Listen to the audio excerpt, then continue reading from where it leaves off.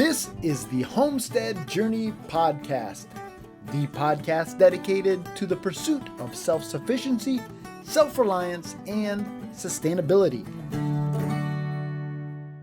Welcome back, everyone, to another episode of the Homestead Journey Podcast. This is episode number 132, and my name is Brian Wells. I am coming to you from 3B Farm and Homestead here in beautiful upstate New York. Today's episode is going to have a sneak preview. I was recently interviewed for a magazine, and as part of that, they asked me to put together a video about 5 things I think people need to know when starting a vegetable garden. I'm not going to release that entire video right now as part of a podcast episode. I plan on doing that in the future, but I did want to give you at least a little bit of a sneak peek preview into that.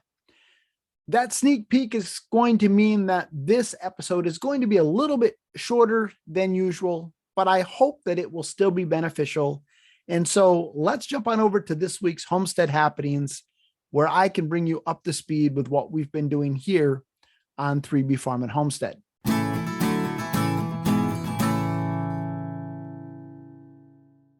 Monday, we took our annual sojourn up to Moncton, Vermont, and that was a really, really great time. It ended up just being my aunt and uncle, Tom and Vanessa, and I. Brian J. had to work, and Bonnie's family had a little bit of a get-together that she went to, but we really, really had a great time together, reminiscing about my grandparents and just talking over some of the things that I mentioned on last week's episode. It really was a beautiful drive, beautiful weather, and again, just a great opportunity for us to reflect on the heritage that we are so blessed to be a part of. In the past, that trip has usually pretty much taken up the entire day, but I got back a little earlier than anticipated, and so I was able to actually finish up a project that I've been wanting to do for a while. And that is that I wanted to build a hanging feeder for our meat birds for the hoop coop. I had a piece of sewer pipe laying around. It's the perforated PVC sewer pipe.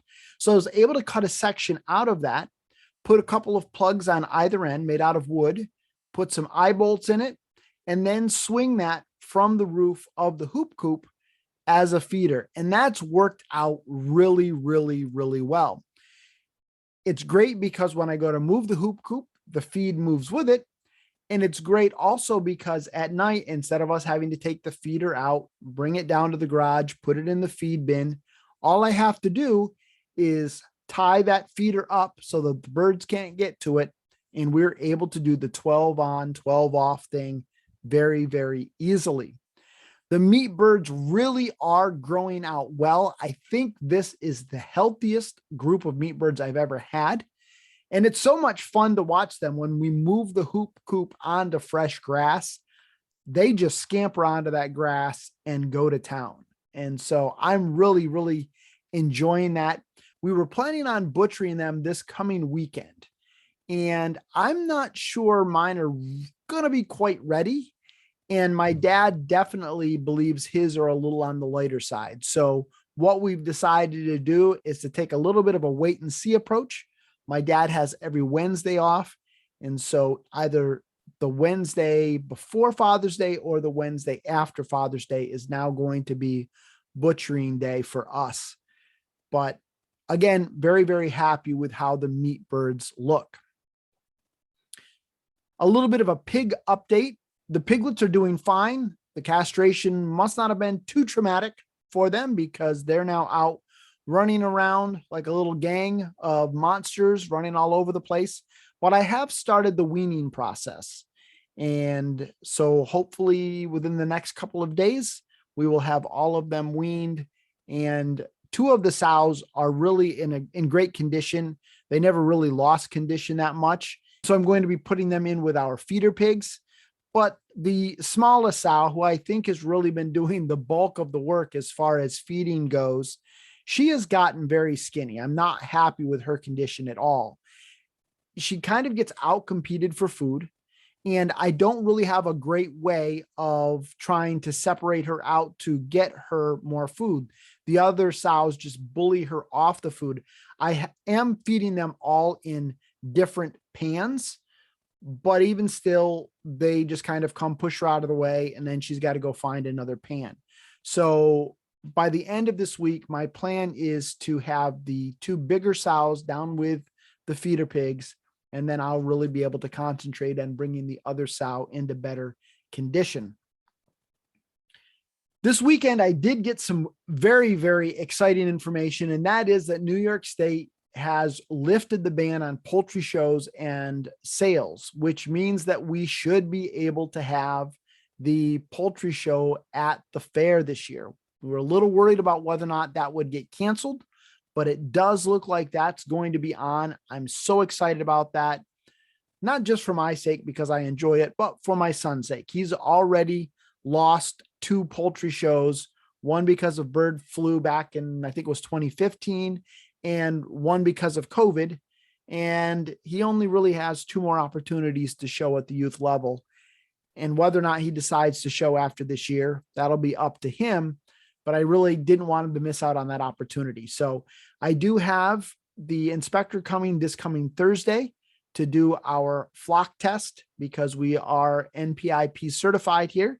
And so just very excited about that opportunity this coming summer. Our young pullets are doing well. We did lose a couple of birds early this week. I'm not quite sure why. They seem to be thriving, and then all of a sudden we had 2 dead birds. We've been keeping an eye on it. Hopefully it's not anything serious, and I'm not aware of us losing any more throughout the rest of the week. So it just could have been a bit of a fluke type thing.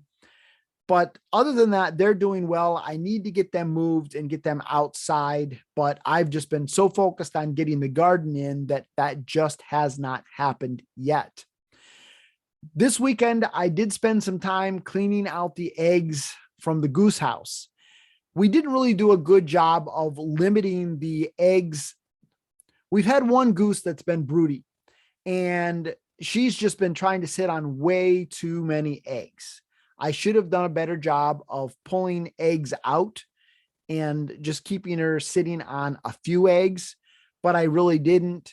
And so I think I pulled out 30 or 40 eggs out of that goose house yesterday. And then I made a mistake, a very, very dumb mistake. And that is that I took those eggs and I tossed them into the woods, but I did it upwind from the house. And folks, those things were right. When I tossed them into the woods, it was like gunshots going off as those things exploded. And whoo, did they reek. Oh my goodness. It was nasty. But we've got that cleaned out, and I don't know, I'll keep an eye on it and see whether or not they lay some more eggs in there. But she really is not in great condition because she's been sitting in there for over a month. Nothing's hatched out. And I really should have done a better job of keeping on top of that, but it is what it is. And so I'm just happy to have that task done. On to the garden. This week, I was finally able to get the remainder of the raised beds planted. So the raised bed garden is fully planted. I also spent several evenings up there weeding, trying to catch up on that. And folks, it's just looking really, really nice up there. Things are really starting to pop. And I had my first radish out of the garden this week. I enjoyed some leaf lettuce out of the garden this week. And so it's just very exciting to have the garden start paying off. After I got the raised beds fully planted, I moved on up to the Ruth Stout bed. And in the Ruth Stout bed this week, I was able to get all of my winter squash planted, all of my melons planted. I got cucumbers planted, so both slicing and pickling cucumbers.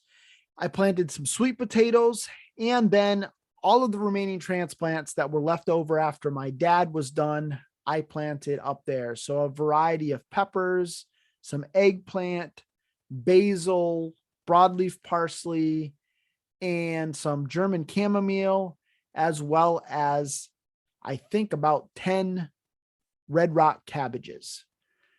So the Ruth Stout bed is just about fully planted. I want to get some onions in there.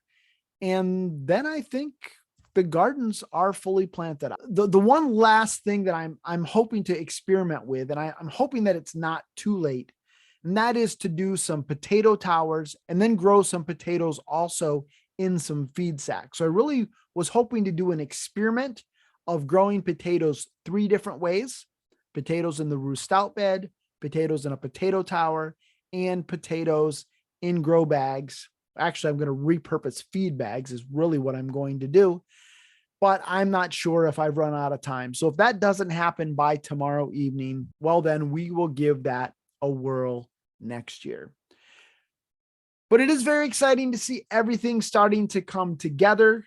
Again, the garden's just about in, almost done with the meat birds. So I'm kind of feeling a little less pressure right now. For the time being, it's a little bit of maintenance in the raised beds with the weeding and also in the Ruth Stout bed. And then we'll get into harvest time. And I'm so looking forward to enjoying the fruits of our labor.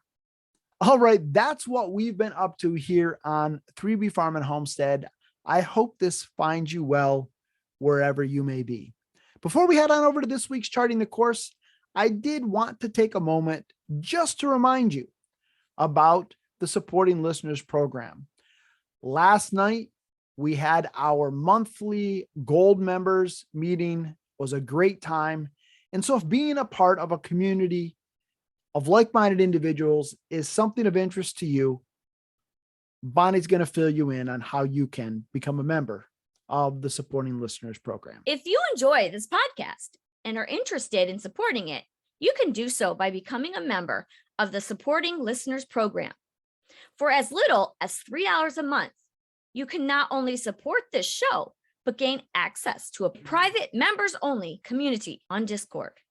There are also 2 additional tiers, one at $5 a month and one at $10 a month, each with additional benefits and perks. So head on over to thehomesteadjourney.net/support for more information and to get signed up today. All right, folks, with all of that said, let's jump on over to this week's Charting the Course.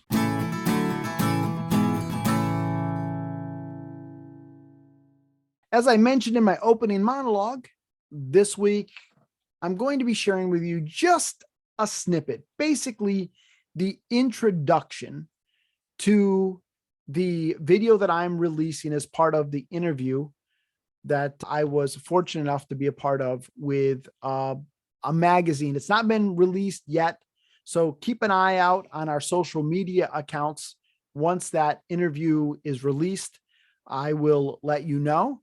But I was very honored to be a part of that. And as part of that, they asked me to put together a video about the 5 things that I think people need to know when starting a vegetable garden. And so this was my introduction. And then after that introduction, I will share with you the 5 things, no details, but just the 5 things that I shared in that video. And then when that is released, I will probably release it as a podcast episode as well. So without further ado, here's what we'll be releasing as part of that interview.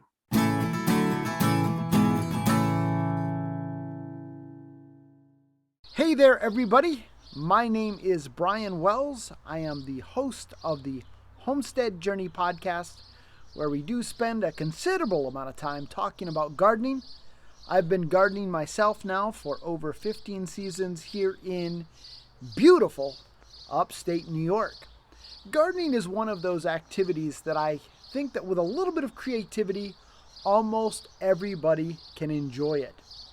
Whether it's a pot of herbs on the windowsill, or it's a container garden on your patio or back porch, or it's a large raised bed or in-ground garden in your backyard, gardening is like people. It comes in all different shapes and sizes, and I really think that there is a method that will fit almost everybody. And when I say everybody, I believe people of all ages can take part in the activity, whether it's a preschool class planting beans in some Dixie cups, or some school children planting in a raised bed in the schoolyard, or it's grandma and grandpa raising a large garden and they're preserving the harvest. There is opportunity for everyone of all ages to take part in the activity. And I think when people take part in the activity together, it becomes this multi-generational great experience. For me, some of my favorite memories as a kid are going to my grandparents' house and putting up corn for the winter as a family. A couple of weeks ago, I had the opportunity to interview my son on my podcast. And as I was talking to him about some of his favorite memories as far as growing up on a homestead, it came back to working together as a family in the garden. Gardening is one of those activities that just has a lot of benefits. I think it's good for you physically. It's a non-sedentary activity. It gets you off the couch, and so you're going to be more active. But not just that. The food that you grow is going to taste good. And if it tastes good, you're going to want to eat it, which is definitely going to contribute to a better overall diet. It's also really great for your mental health. There's something so satisfying about sitting down to a meal and seeing 60-70% of the food on your plate is something that you had a direct hand in producing. I think gardening is also great for the community. It's great for the environment. There are just so many great reasons why you really should consider at least giving gardening a try.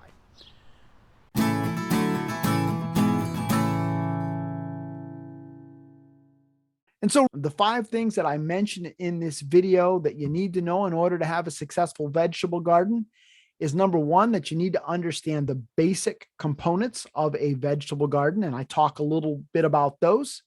The second thing I talk about is needing to know where you're going to put your garden.